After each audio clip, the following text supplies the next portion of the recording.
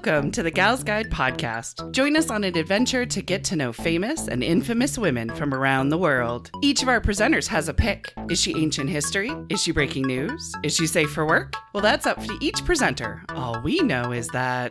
Fasten your seatbelts. It's going to be a bumpy night.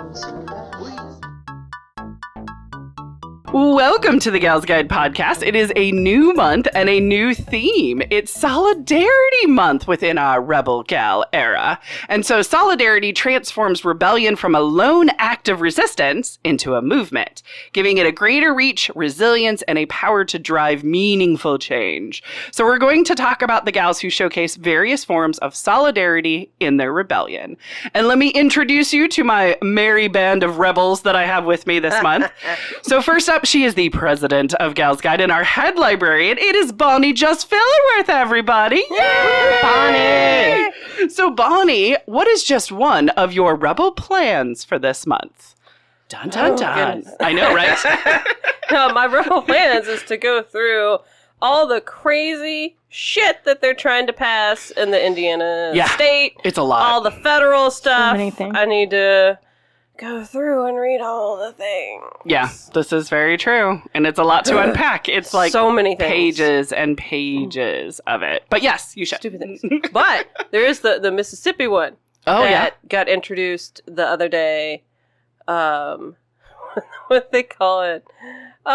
Basically like life begins at ejaculation. Oh, yeah. Something. Yeah. Or basically like if fluid is released without intent to impregnate, then you can be fined $10,000. So men can't masturbate anymore. I know, This is a rule, isn't Like, it? I saw someone, it was like on an official news channel, and they're like, "Oh, well, casual sex is out the window." I was like, "What did you go straight to casual sex?" I was like, You're like, hold on, there's a like, step are you before. afraid to say masturbation on the news? Correct. Yes. Apparently.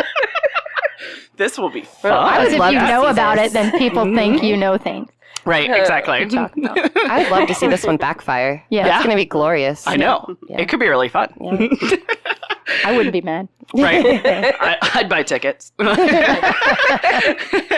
men get in trouble? No. I know, right? Tell me more. No. Oh, my goodness. Well, next up is our fab book club director and vice president of Gals Guide. It's Katie Young, everybody. Yay! Katie, what is just one of your rebel plans for this month? I know. It kind of goes along with Bonnie's of just staying aware. Yeah, there you go. Staying vigilant. Yeah. But the other thing is I'm quite the people pleaser, trying to be the people pleaser Same. in recovery. Yeah. So I've always kind of stayed away from talking politics with people to not offend. Sure.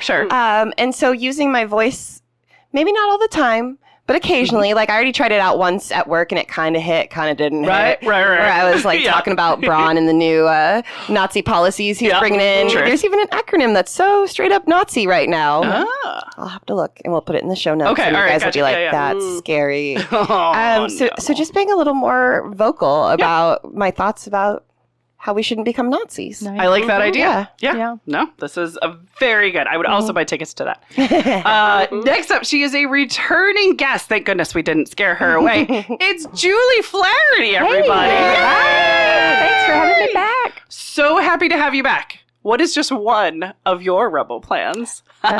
Well, I'm a rebel from way back. Yes. Trouble is middle name, I think.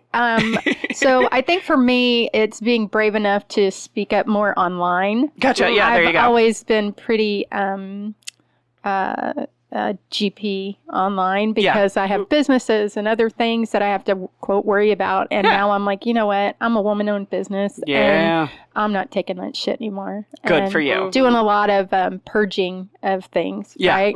Because hate's not going to be tolerated, period, the end. Yeah. I don't care. Love it. If it costs me business, it's unfortunate, but Mhm. I'm not going to deal with it. So Yeah. That's my thing. I like That's awesome. that. That's my Yes. thing. It's brave for me and scary. And Yeah, well, bravery is scary. So, scary. yeah, it's got that little tinge of danger to it. Yeah, so, yes. I love it.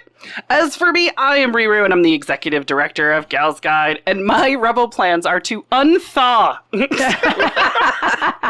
It has been pretty freaking cold up in like here. Han Solo. Yes, Yeah. I do feel like I'm Exactly. in like a metal frozen carbonate, and it's like it's mentally and physically lately, I feel like I've just kind of been like, freezing up and just kind of like being stagnant. So I just want to unthaw. We've got Galentine's coming up, so I'm trying to get that unthawness, so I'm fully ready to rebel. At Galentine's. Right, in a group setting. Yes, please. That'll be so fun. Right. So excited. I like it. Well, should we get into it? Bonnie, do you want to go first? Sure. Sweet. So who did you pick that made you think of solidarity? I don't know why I'm going to say it like that, but I just am. We're singing it now. It's now a song. Solidarity. Right, exactly. I picked, I don't know. I have a whole bunch of random stuff. Yes. I'm doing the missing Indigenous women and girls. Oh, Nice. yes. Nice. Okay, lovely. Yes. And it was a little hard to find information on this. I found like a list of like 10 great sound and documentaries. I could only access one. Right. Like okay. the one that I really wanted to watch, I think it was like If I Go Missing. And it came out in 2019. But it's like and it said it was on Prime, but like the license expired. So like the page is still there, but you can't actually watch it. Gotcha. None of them were on like any of the bajillion services that I subscribe to. Right, exactly. Or through like Canopy, through our local libraries.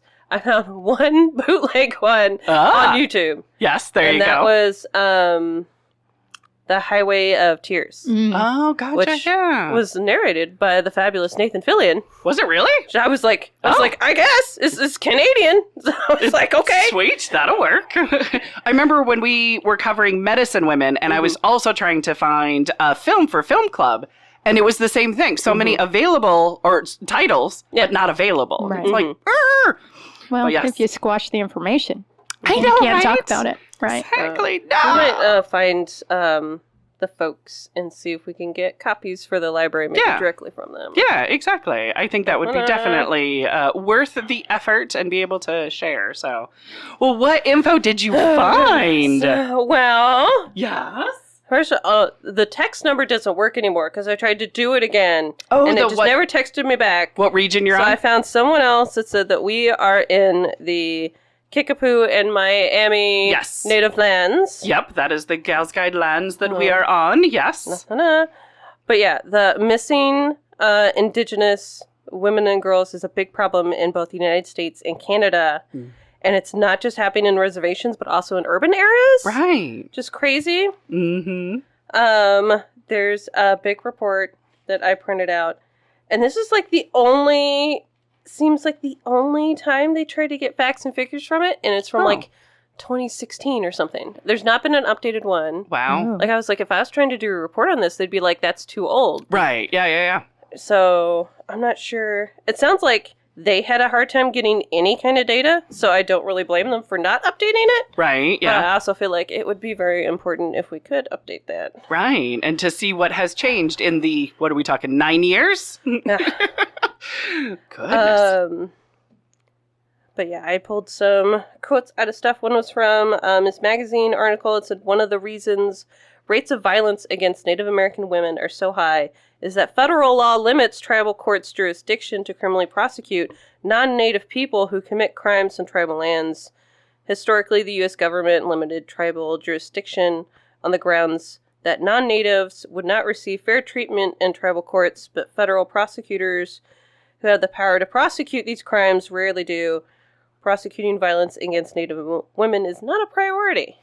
Oh, wow. So we got this whole like thing, and it's bullshit, because if you went over to a country in Europe and you got murdered, that country would not just be like, nah, they're not a Native person. Like, they would investigate it. Right. Correct. Yes. So it shouldn't be any different. This stuff's happening on tribal lands. Yeah. But the whole thing was brought to my attention when Jordan Marie Daniel of the Lakota ran in the 2019 Boston Marathon with a red handprint across her face. Yeah. To bring awareness to the missing Indigenous women and girls.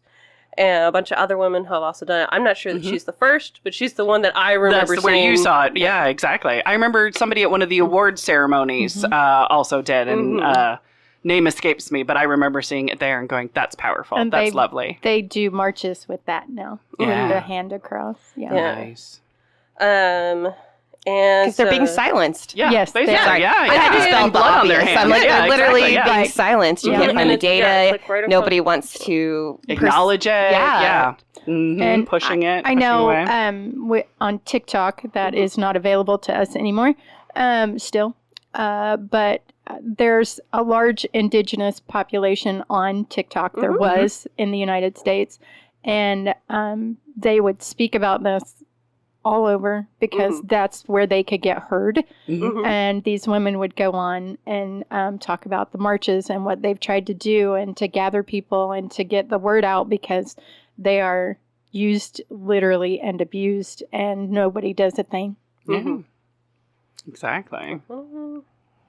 So I printed off a report from the Urban Indian Health Institute, or the folks who did the report. In 2016, 5,712 Indigenous women and girls were reported missing. Wow. Only 116 were reported to the Department of Justice database. Oh, goodness. 86% of Indigenous women will experience violence in their lifetime. It's underreported and underfunded. Homicide is the third leading cause of death for Native peoples. Goodness. Holy shit. Yeah. 84% of women and girls experience violence in our lifetime. 56% of women and girls experience sexual violence. 86% of perpetrators are non-Native people. Oh, my goodness. Indigenous people are dying at a rate 10 times higher than any other race or group. And yet, there isn't a report every year. Yeah. There isn't investigation. It's there not isn't justice. an emergency, there a isn't- crisis. Right. It's And all this is invisible. How like- bad do numbers need to be? Yeah. On top of all the other crap that they have to deal with. Right. Yeah. Like- the base of every Like, day. we can get rid, we got the whole Trail of Tears thing. Like, Right. forever for history, it's been rough. But then you Yeah. have... Food scarcity. Yeah. so you have, like, the whole generational trauma of all that shit of being Native from, like, the boarding schools, Yeah. higher rates of alcoholism. And in, like, 2020, they were trying to, like, not let them vote because they were like, Right. you only have, like, a P.O. box, you don't have a street address, you can't vote. Just so much crap. Yeah. And then all of this stuff on top of it. But yeah, let's see. Third largest cause.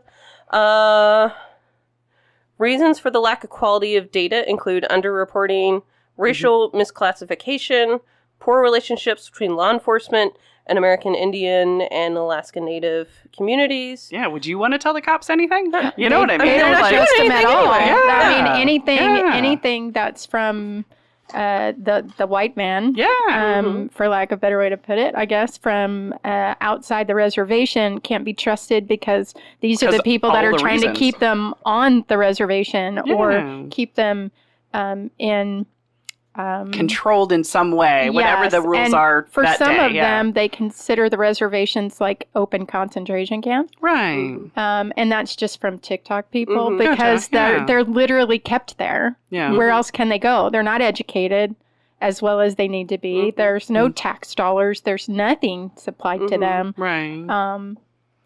What do they do? Yeah. So where do they go? Who do they trust? If they can, and they can't trust their own people to help convict these people who come in to commit these atrocities. Yeah. So Plus, I would think if you have, crimes against your people that are happening and nobody's doing anything to stop it or to charge it or to bring it to court or anything like that, I'm not going to talk to that enforcement officer about my data and my demographics either if they're the ones that are, you know what I mean? Like, how you doing? Oh, like you care. Yeah. So, yeah, I get it. I'm still surprised there was no data after 2016. Really, It's nuts. They have poor record-keeping protocols, institutional racism in the media, a lack of substantial relationships between journalists and American Indian and Alaskan Native communities. Right. And they polled 71 cities across 29 states, and one of them was Indiana in Indianapolis. Gotcha. Because I was like, I'm not sure we have like a whole lot. We I do. think there might Yeah. be some up north. Yeah. But yeah, Indiana's a weird mix. Like, we got some Amish, we got a little bit of Indian. Right. Of kind of marginalized cultures that kind of stick to their own rules and their own peeps and that sort of thing. Yeah. But you can still build relationships and community. You just have to care about the human beings. I think that's step number 1. Well, yeah, I think that's our theme. Period. Is right. Humanity. Yeah, we should get some of that. A lot more of it. Where do you buy that? I know, right? What country sells humanity? Anyone? Right. Well, if somebody could, and a capitalist could exploit it and make money off of it, we would have it in buckets. There you go. You're welcome, United States. Monetize kindness. Oh, yeah. But yeah, for the polling the 71 cities, they found 506 unique cases of missing and murdered American Indian and Alaska Native girls. Mm-hmm. I don't know how far back that one. I think at one point they were saying going back to 1900, and they're like, we don't have records that far back, and they're like, just give us what you have. Right. Like, just give us all the records. Yeah. But yeah, the whole thing is just nuts, and they were contacting law enforcement to get these records. Yeah. And a lot of them just never emailed them back. Some of them were requiring them to pay for the records. And I think sure, it's a government institution. They find a way to charge you 25 cents for a record, and it's like, really? What are we doing here? Per page? Yeah, I always love that. Josh would do genealogy, and they'll be like, and we don't take credit cards. And I'm like, what are we doing? Am I mailing you quarters? I would like 10,000 pennies, please. Yeah. Government, yes. Yeah, like 13 of the agencies just did not respond at all. Oh, wow. And it's just... Does it remind anybody of how the slaves were all treated? Right, yeah. Right? And any of those records that we can't find, right? Yeah. Or they can only go back so far, and then it's like, sorry. Yeah. Nobody wants to take responsibility for it, so it's easier if it disappears. Yeah. Mm-hmm. But no, I would love for them to be able to do an updated report. Yeah. I'm not sure where these folks get their funding from. But if it's federal funding, that may go out the window with the new administration. Exactly. They want to cut everything, including DEI stuff, so why would they care? Right. So it's looking at other nonprofit organizations and even like Indian affairs organizations and but I mean, they're already doing so much more work, you know what I mean?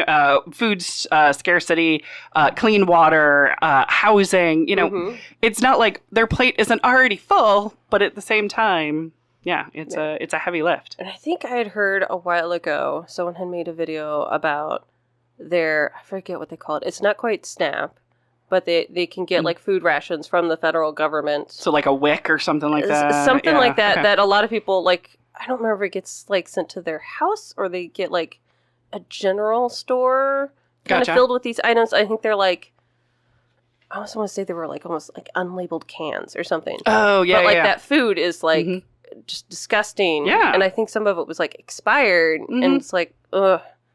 Right. Yeah. The ration leftovers is not a way to treat people in your, in your community. Yeah. Yeah. This other book I'm reading about GMO stuff, apparently the U.S. sends a lot of GMO crops to other countries for aid. And I'm like, well, why are we sending the GMO to other countries? What's wrong with it? Testing it out on poor people, basically, to see if they get sick. That's right. Are we sounding a little jaded this I know. Maybe. Well, we're rebelling in the terribleness. Do we have trust issues? Exactly. Sign in if you have trust issues. Me? No. Exactly. Me? Yeah. But I did get to watch the documentary, The Highway of Tears. It's available on YouTube. And it covered a stretch of highway in, I want to say it's British Columbia, in Canada, where there's like some main highway, but there's like so many dirt roads off of it. People live there. They don't really have like public transportation. Right. So if they're trying to get to the nearest like hospital for their checkup, a lot of them will hitchhike. Yeah. To get out that way because there's not public transportation. A lot of them go missing. Gotcha. Yeah. No, I get it. And then, they covered, and like, there's so many, like, even when they catch the guys, like, they don't do anything about it. Right. There's one guy they finally caught, in there, and she's like, I cannot believe I didn't hear about it. But it's some guy who, when they finally caught him, they found evidence of 33 different DNA of girls at his pig farm. But he's claiming he's killed 49. Oh. And I think they finally arrested him. I think he's... Wow. I almost want to say he was serving 20 years or something. Oh, that's it? I Just don't 20 know. years. Okay. I don't remember exactly. Right. Someone was... But They not at least like get a life year or... per right, person. Right, exactly. Minimum. Oh, my goodness. Yeah. It's just nuts. My goodness. He got I the hope the bulk bike rate. picked up that sigh because it Yeah. was full of feeling. Yeah, Right, it yeah, was. That there you was. go. I Rich. heard Thank it. you. Thank you. Mm-hmm. Oh, ew. But, yeah. Yes. Yeah.